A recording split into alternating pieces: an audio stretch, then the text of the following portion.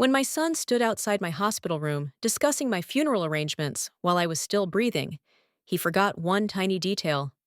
I wasn't actually dying. 3 weeks later, he showed up at what used to be my house to find strangers moving in and all my money gone. My name is Helen. I'm 74, and I've been a widow for 12 years. Last month, I had what the doctors called a cardiac episode. Nothing fatal, just my body telling me to slow down. But apparently, my son Derek heard death sentence. The morphine had worn off an hour ago, but I kept my eyes closed anyway. The cardiac unit was quieter at night, just the steady beeping of monitors and the soft squeak of nurse shoes on linoleum. My chest still ached where they'd placed the stents. A dull throb that reminded me I wasn't as invincible as I'd always believed. I was drifting somewhere between sleep and wakefulness when I heard Derek's voice in the hallway. My son had been hovering since yesterday, all nervous energy and forced smiles. Now he was talking to someone. Sandra, my night nurse. From the sound of her patient, professional tone. "I appreciate you taking the time to talk with me," Derek was saying. "I know visiting hours are over, but I'm just so worried about her." "Of course, Mr. Patterson. It's natural to be concerned." There was something in Derek's voice that made me listen more carefully, a tone I'd heard before but couldn't quite place. Eager, almost excited. "So what's the realistic timeline here?" Derek asked, and my blood began to slow in my veins. "I mean, she's 74. How long do we really have?" The silence stretched for several heartbeats. When Sandra spoke again, her voice was carefully neutral. "Sir, your mother is stable. The procedure went very well. With proper medication and lifestyle adjustments, she should recover fully." "But let's be honest," Derek interrupted, and now I recognized that tone. It was the same one he'd used as a teenager when he wanted something. A car, money for a school trip, permission to stay out past curfew. Wheedling, manipulative. "She's not going to be living independently much longer, right? I need to start making arrangements." My heart monitor began beeping faster. I forced myself to breathe deeply, to keep my face relaxed, even as every muscle in my body tensed. Arrangements. The word hung in the air like a threat.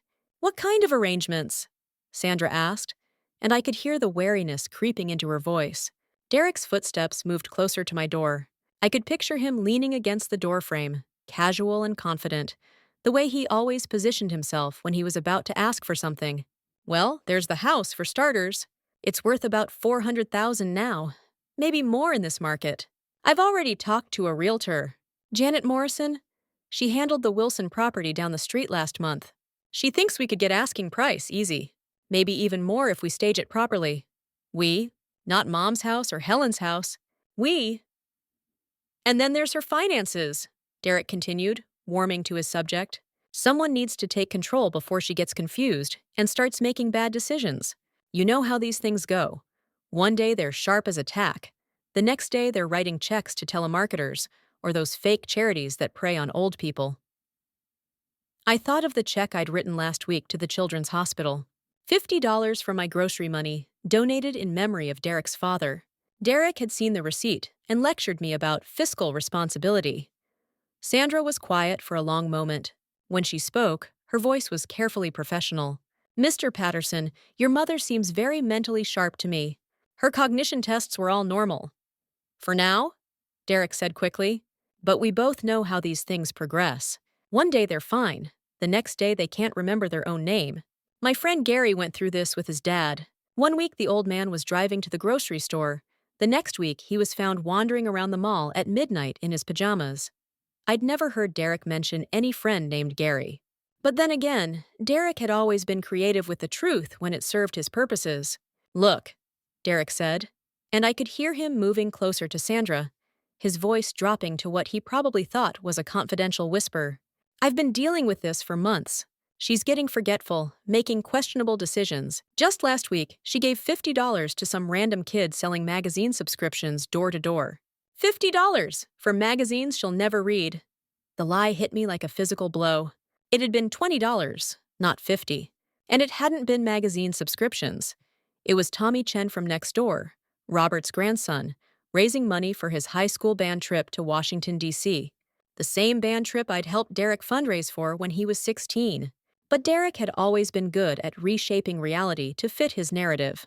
She's also been talking about traveling, Derek continued, and I could hear the manufactured concern in his voice. At her age, she mentioned wanting to take some cruise to Alaska. Can you imagine? What if she falls overboard? What if she has another heart attack in the middle of the ocean? The liability alone. Another lie. I'd picked up a travel brochure at the doctor's office last month. Beautiful pictures of glaciers and whales. I'd shown it to Derek, said it looked interesting. I'd never mentioned booking anything, never even seriously considered it. But in Derek's version, I was apparently one step away from buying a one-way ticket to disaster. The point is, Derek said, and now his voice carried that edge of impatience I remembered from his teenage years, when he was tired of having to explain why his needs should come first. She's not thinking clearly anymore. And I'm her only family. I have to protect her from herself. Protect her from herself. The words echoed in my head as I lay there, machines beeping around me, my son discussing my life like I was already dead. Sandra cleared her throat. Mr. Patterson, I understand your concerns, but your mother's mental status seems… Look, I know you're trying to be optimistic, Derek interrupted. That's your job, but I'm her son. I know her better than anyone. I've been watching her decline for months. Decline. I'd been declining, getting confused, making bad decisions. In Derek's world, I was already halfway to dementia, a danger to myself and others. The reality is, Derek continued, his voice gaining confidence, she can't live alone anymore.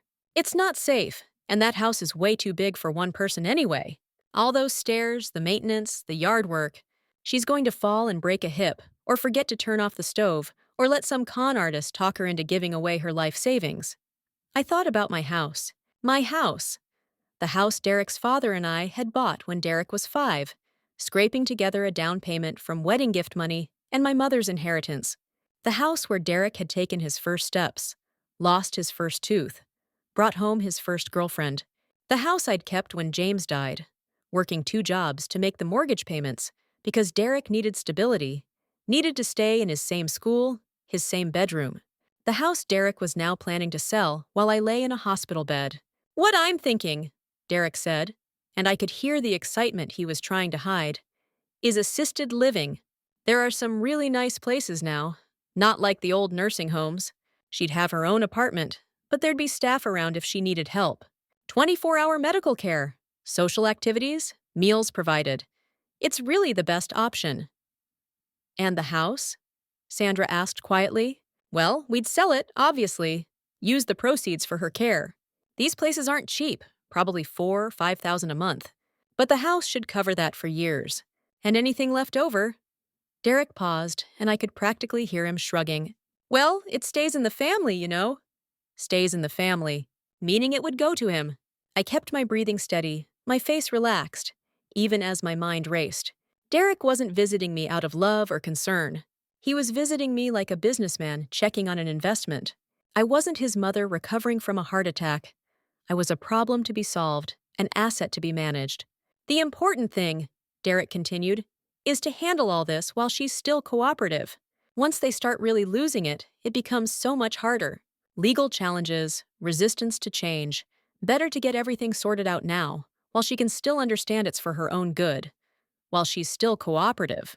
Like I was a child who might throw a tantrum if I didn't get my way. Sandra was quiet for a long time. Finally, she spoke. Mr. Patterson, I think you should discuss these concerns with your mother's doctor, and perhaps get a second opinion about her cognitive state. Oh, I plan to, Derek said smoothly. I've already made some calls. But between you and me, I think we both know where this is heading. The sooner we can get things arranged, the easier it'll be for everyone. Everyone, meaning him. My son, the boy I'd raised alone after his father died, the child I'd sacrificed everything for, was planning to have me declared incompetent so he could sell my house and put me in a nursing home.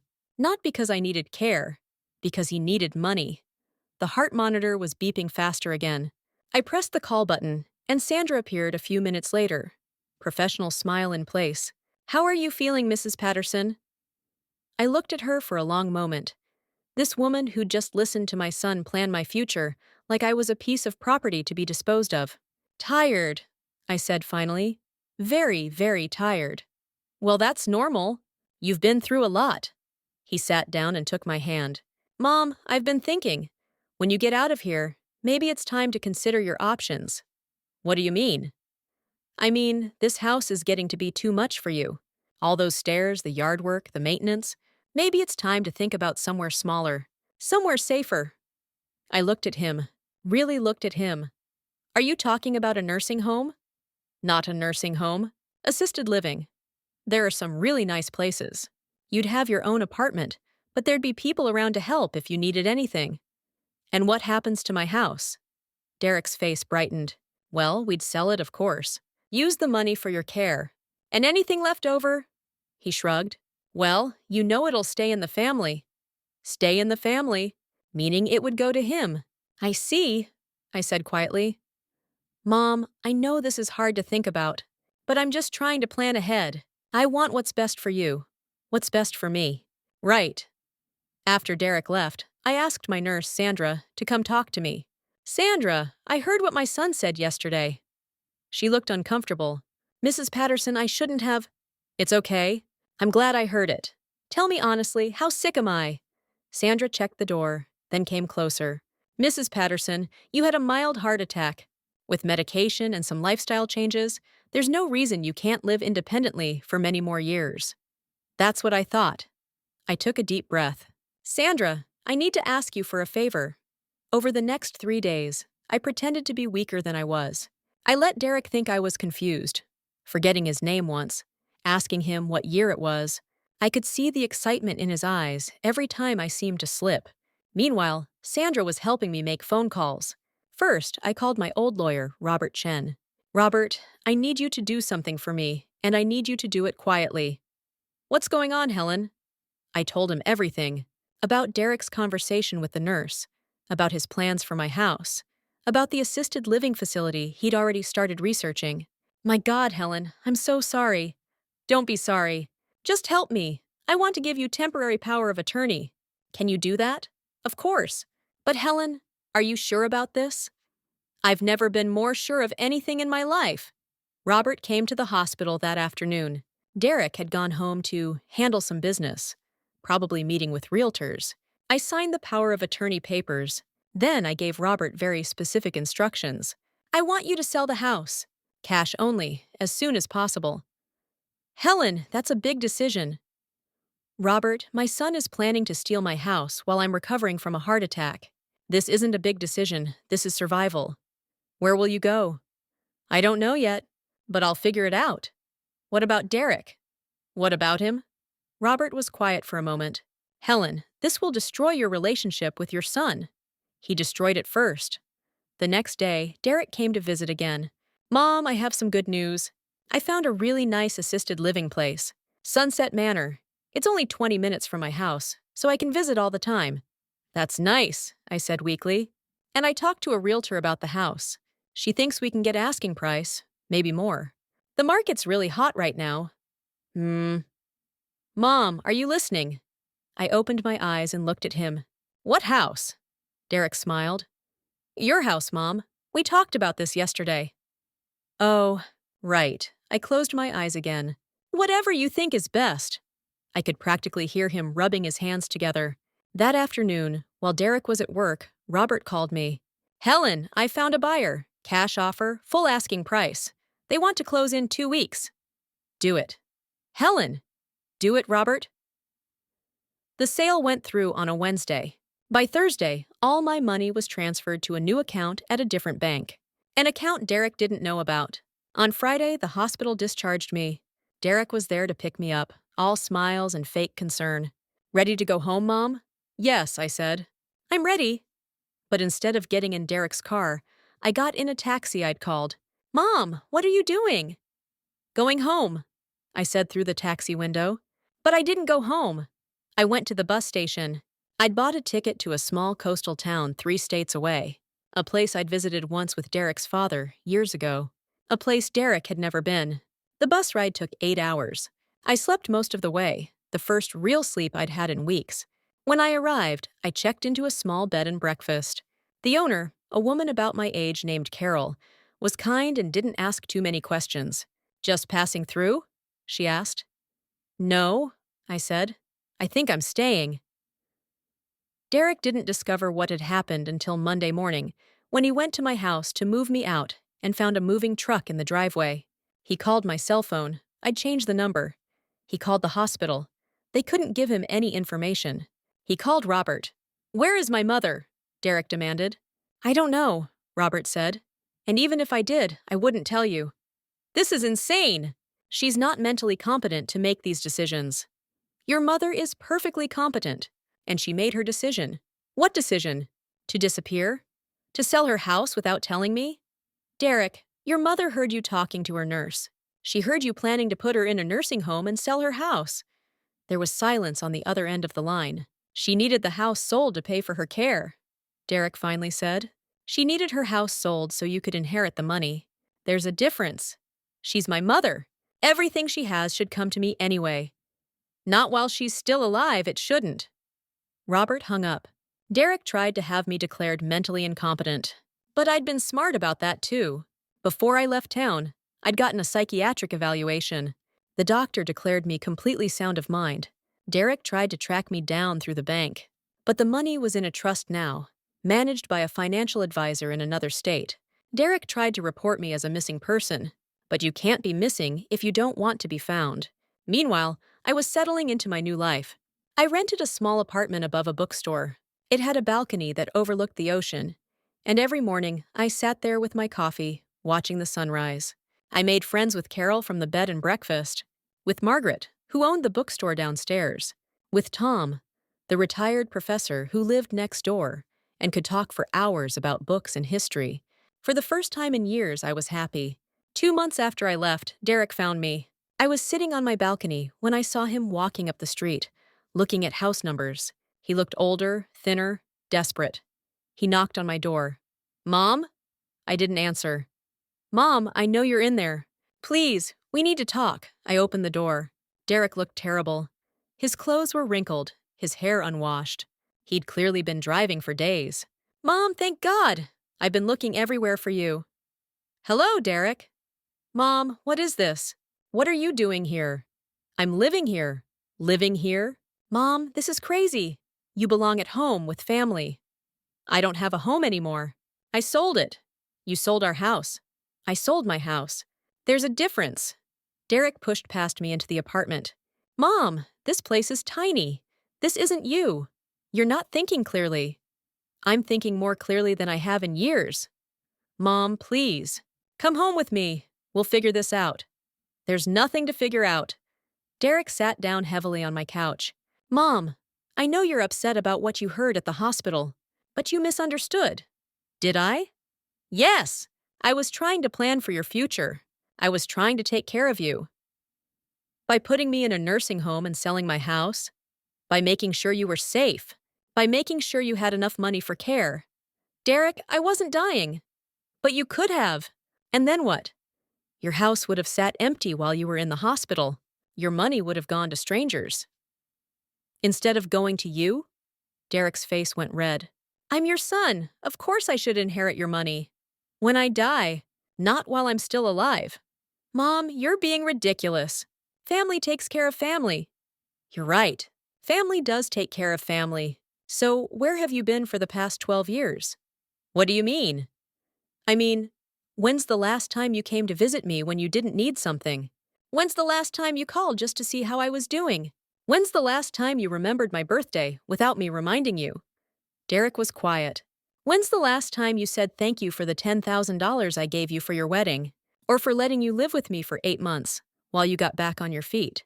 Or for working 2 jobs for 8 years so you could have a normal childhood?" "Mom, I gave you everything, Derek. Everything. And you repaid me by planning to steal my house while I was in the hospital." "I wasn't stealing it. I was managing your affairs." "Without asking me. Without telling me. You were managing my affairs by planning to put me in a nursing home and sell everything I owned." Derek stood up and started pacing. "Mom, you're not being rational. You can't just disappear. You can't just sell everything and run away." "I can, and I did." "What about me? What about your family? What about you? Derek stared at me. I'm your son. You were my son, but sons don't steal from their mothers. I wasn't stealing. Then what were you doing? Derek was quiet for a long moment. I was protecting you. From what? From making bad decisions, from being taken advantage of. By who? By anyone. Scammers, fake charities, greedy relatives. Greedy relatives like you? Derek's face went white. That's not what I meant. Yes, it is. We stared at each other for a long moment. Mom, please come home. We can work this out. I'm home. This isn't your home. Your home is with me. Derek, I heard you planning my funeral while I was still alive. That's not love. That's greed. I was planning for the future. You were planning for my death. Derek started crying. Mom, I love you. I loved you too. But love isn't enough when there's no respect. I do respect you. You tried to have me declared mentally incompetent. Derek's face went red again. Because you were acting crazy. I was acting like someone who didn't want to be robbed by her own son. I wasn't robbing you. What would you call it? Derek was quiet. Derek, I want you to leave. Mom, I want you to leave, and I don't want you to come back. You don't mean that. I mean every word. Derek sat back down. Mom, I know I made mistakes, but I'm your son. I'm all the family you have left. I have plenty of family. I have Carol, who brings me soup when I'm sick. I have Margaret, who recommends books and listens to my stories. I have Tom, who fixes my leaky faucet and doesn't expect anything in return. That's family. Those are strangers. They're better family than you ever were. Derek was quiet for a long time. Then he said, What about the money? What about it? Mom, that's my inheritance. Your inheritance is what I choose to leave you when I die. Right now, I'm not planning to leave you anything. Derek's face went pale. You can't do that. I can, and I will. I'm your only child. You're also the child who tried to steal my house. Derek stood up. Mom, this is crazy. You're punishing me for trying to take care of you. I'm protecting myself from someone who saw me as a paycheck instead of a person. That's not true. Derek, you stood outside my hospital room and planned my funeral while I was still breathing. What would you call that? Derek was quiet. Derek, I want you to leave. Now. Mom, please. Now. Derek walked to the door, then turned back. What if you get sick again? What if you need help? I'll manage. What if something happens to you? Then something happens to me. But it won't be because my own son put me in a nursing home to steal my money. Derek opened the door, then turned back one more time. Mom, I'm sorry. I know you are. But sorry doesn't fix everything. Can't we try? I tried for 38 years. I'm done trying. Derek left. I never saw him again. 6 months later, I got a call from Robert. Helen, Derek is contesting your financial arrangements. He's claiming you were coerced. Can he do that? He can try. But you have documentation of your mental competency and witnesses to what he said at the hospital. I don't think he has a case. Good. Helen, he's also trying to have you declared a missing person again. Can he do that? Not as long as you're in contact with me. But Helen, he's not going to give up. Let him try.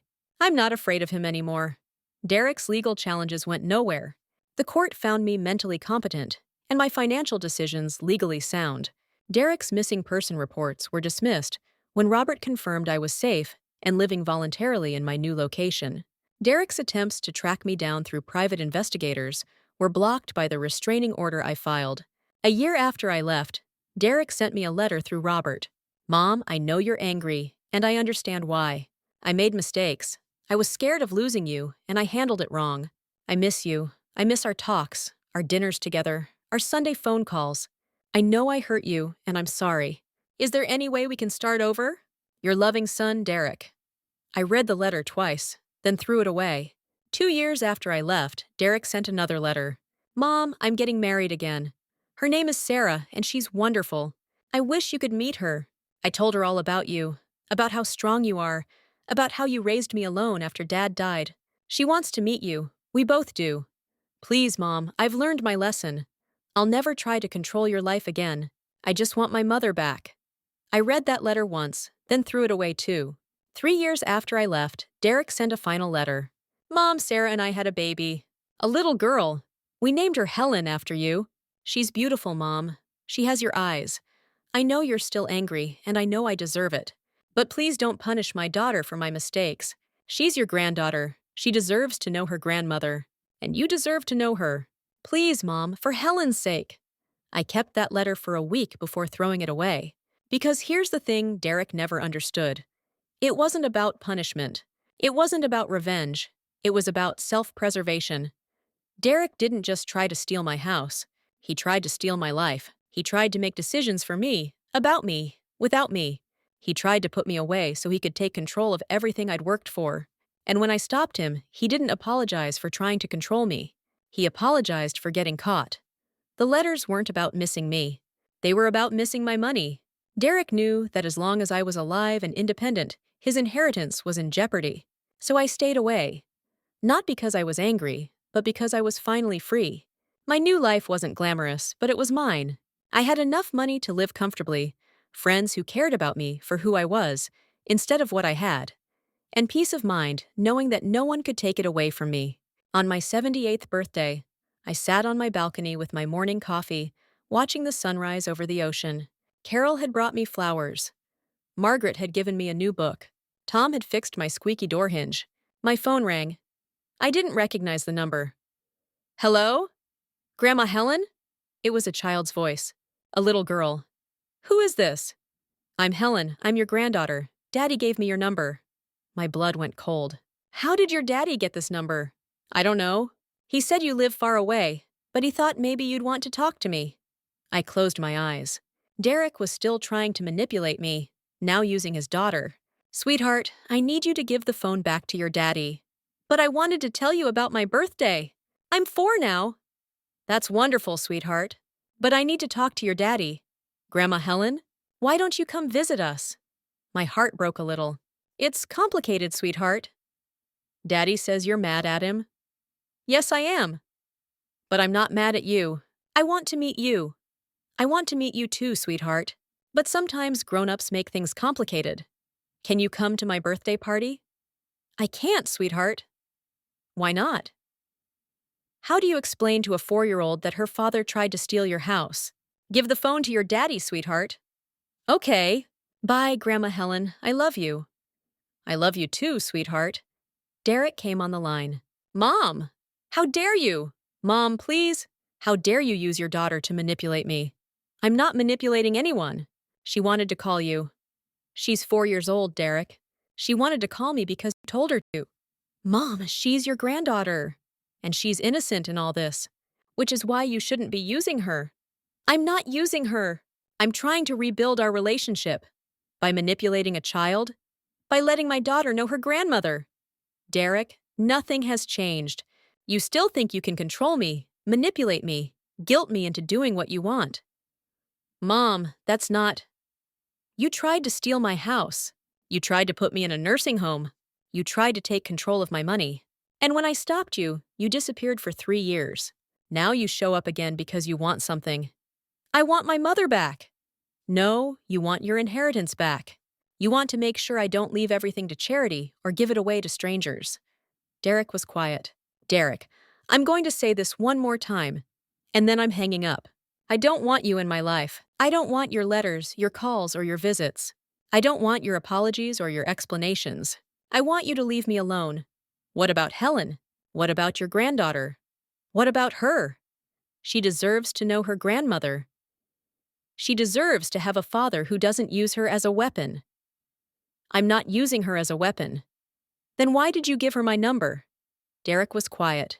Derek, don't call me again. Don't write to me again. Don't send your daughter to call me again. I'm done. I hung up. Then I changed my number again. 5 years later, I was still living in my small apartment above the bookstore. I was 81, but I was healthy, happy, and independent. Carol had become my closest friend. We took walks on the beach every morning, played cards every Tuesday night, and traveled together twice a year. Margaret had sold me the bookstore when she retired. I ran it 3 days a week, just enough to keep me busy, but not overwhelmed. Tom had become like a brother to me. He was the one I called when my washing machine broke, when I needed a ride to the doctor, when I just wanted someone to talk to. I had built a real family, a chosen family, people who cared about me for who I was, not what I could give them. One morning, I was opening the bookstore when a young woman came in. She was maybe 25, with dark hair and familiar eyes. "Excuse me, are you Helen Patterson?" "Yes?" "I'm Sarah. Derek's wife." My blood went cold. "What do you want?" "I wanted to talk to you. About Derek, about your granddaughter." "I don't have anything to say." "Please, just 5 minutes." Against my better judgment, I let her sit down. "Mrs. Patterson, I know Derek hurt you. He told me what he did. How he tried to control your life when you were sick." "Did he tell you he tried to steal my house?" "He said he was trying to plan for your future." "Is that what he calls it?" Sarah looked uncomfortable. "Mrs. Patterson, I'm not here to defend Derek. I'm here to talk about Helen." "Your daughter? Your granddaughter?" "She's not my granddaughter. She's the daughter of someone who tried to steal from me." Sarah flinched. "She's also an innocent child who asks about you every day." "That's not my problem. She knows you exist. She knows you're her grandmother. She doesn't understand why you don't want to see her." "I don't want to see her because her father is a thief." "She's not her father." "No, but she's his weapon, just like when he had her call me." Sarah looked surprised. "He had her call you? You didn't know?" "No." "When?" "3 years ago, on my birthday. He gave her my number and had her call to wish me happy birthday." Sarah's face went white. "I had no idea." "Your husband is very good at manipulation." Sarah was quiet for a moment. "Mrs. Patterson, I know Derek made terrible mistakes, but he's changed. Has he?" "Yes, he talks about you all the time. About how guilty he feels, about how much he misses you." "He misses my money."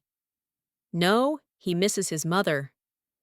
"If he missed his mother, he wouldn't have tried to steal from her." Sarah sighed. "Mrs. Patterson, what would it take? What would Derek have to do to earn your forgiveness?" "Nothing." "Nothing?" "There's nothing he can do. Some things can't be forgiven." "But he's your son." "He was my son. Now he's just someone who shares my DNA." Sarah started crying. "Mrs. Patterson, I know this is hard, but Helen is 9 years old now. She's old enough to understand that families sometimes have problems. She just wants to meet her grandmother. And I want to live in peace without being manipulated by the family that tried to rob me." "We're not trying to rob you." "Aren't you? Sarah, why are you really here?" Sarah was quiet. "Are you here because your daughter misses her grandmother? Or are you here because Derek is worried about his inheritance?" Sarah's face went red. "That's not—" "Sarah, I'm 81 years old. I could die tomorrow, or I could live another 20 years. Either way, Derek wants to make sure he's back in my good graces before I write my will." "That's not why I'm here." "Then why are you here?" Sarah was quiet. "Sarah, I'm going to give you some advice. Your husband tried to steal from his own mother. If he'll steal from me, he'll steal from you. If he'll manipulate me, he'll manipulate you. If he'll lie to me, he'll lie to you. Watch yourself." Sarah stood up. "Mrs. Patterson, you're wrong about Derek. He loves you." "Derek loves my money. There's a difference.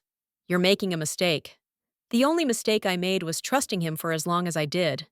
Sarah left. I never saw her again. But 2 weeks later, I got a call from Robert. "Helen, Derek is contesting your will." "I don't have a will." "You do now.